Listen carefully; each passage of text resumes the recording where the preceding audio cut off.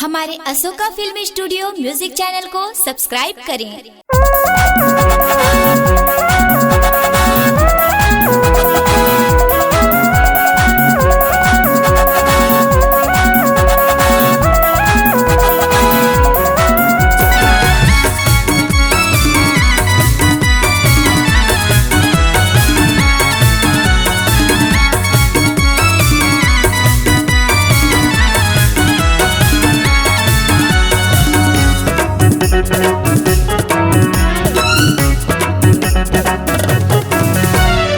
भागतुरी भागवो भागतुरी भाग, भागतुरी भागवो भागतुरी भाग, भागतुरी भागवो भागतुरी भाग।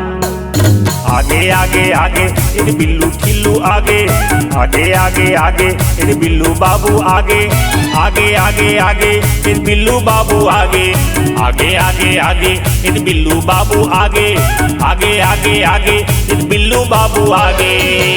का करी उड़ के मड़ा दी वो घर महला दीना, उड़ के मड़ा दी वो घर महला दीना।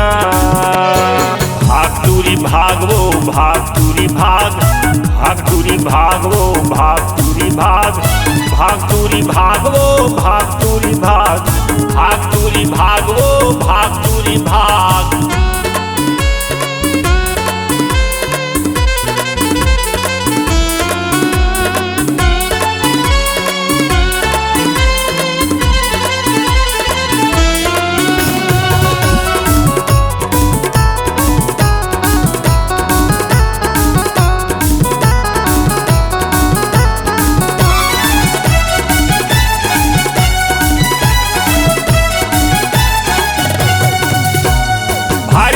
नटखट है धरे है गरेंडर, छनिया पे तीर माँ वो हो जाबे सरेंडर।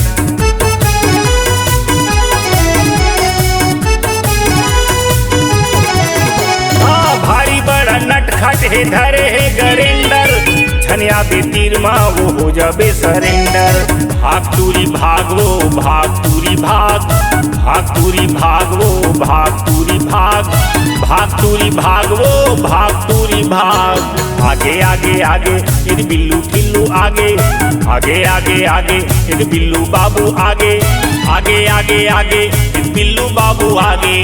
भागतुरी भागवो भागतुरी भाग, भागतुरी भागवो भागतुरी भाग। का करी उड़ के मड़ा दी वो घर महला दीना, उड़ के मड़ा दी वो घर महला दीना।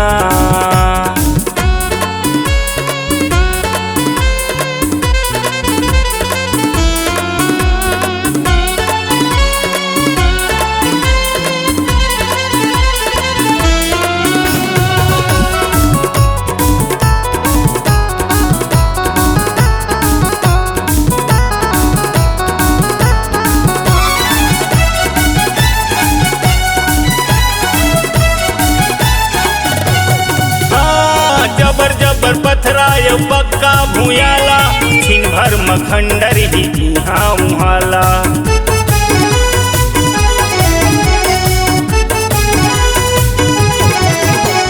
जबर जबर पथरा पक्का भूयाला, छिन भर मखंडर ही इहाँ उहाला।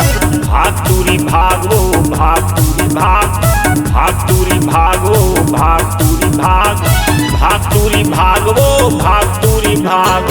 आगे आगे आगे इन बिल्लू ठिल्लू आगे, आगे आगे आगे इन बिल्लू ठिल्लू आगे, आगे आगे आगे इन बिल्लू बाबू आगे। भागतुरी भागवो भागतुरी भाग, भागतुरी भागवो भागतुरी भाग।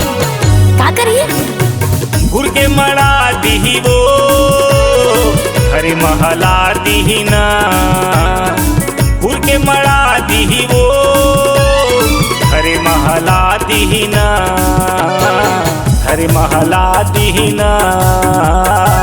उड़ के मड़ा दीना घर महला दीना, उड़ के मड़ा दीना।